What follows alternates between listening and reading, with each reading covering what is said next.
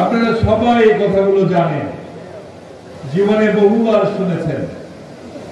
তবু আমি এই কথাগুলো আপনাদের সামনে বলতে চাই, কারণ আমার কেন যেন মনে হয় যে কথাগুলো আবার নতুন করে আমাদের জানার প্রয়োজন আছে। আমাদের নেতাকে, আমাদের আদর্শের নেতাকে শহীদ রাষ্ট্রপতি জিয়াউর রহমান।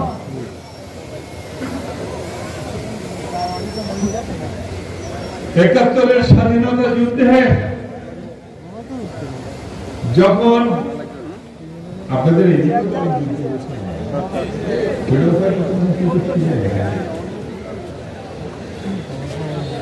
ও আচ্ছা, আমার তো আসলে নেতৃবৃন্দের নাম বলাই হলো না, অনেকে তো এখানে আছেন, আরো আমাদের বড় ভাইরা অনেকে আছেন যারা এখন জেলার সহ সভাপতি হিসেবে আছেন জেলা বিএনপি। এখানে গাউস ভাই আছেন, জাহাঙ্গীর ভাই আছেন, রুহুল ভাই আছেন, তারপর আমার সহযোদ্ধারা আছেন,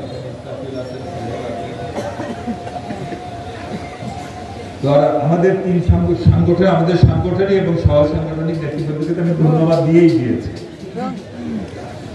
তো যাই হোক, যখন সারা দেশব্যাপী যুদ্ধ চলছে, হানাদার বাহিনীর ট্যাঙ্ক যখন আমাদের এই নরম রোদের বাংলাদেশের বুক চিরে চিরে বাংলাদেশের এক প্রান্ত থেকে আরেক প্রান্ত দাপিয়ে বেড়াচ্ছে, মার সামনে সন্তানকে হত্যা করা হচ্ছে, বাবার সামনে থেকে তার আদরের মেয়েকে ছিনিয়ে নিয়ে যাচ্ছে রাজাকাররা, যখন রাজাকাররা তাদের নিজের মেয়ে পর্যন্ত খুশি করার জন্য উপহার দিচ্ছেন, হানাদার বাহিনীর হাতে তুলে দিচ্ছেন, তখন সারা বাংলাদেশ হতাশ হয়ে পড়েছিল, আমাদের কি তাহলে আর স্বাধীনতা হবে না?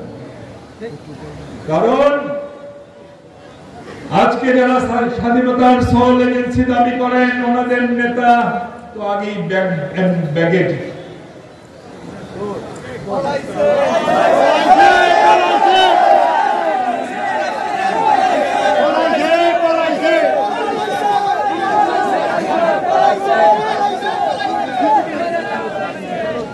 আমি ঠিক জানি না পালানোর বিষয়টা কি বংশানুক্রমিক হয় নাকি, বাপ পালালে মেয়েও পালায়।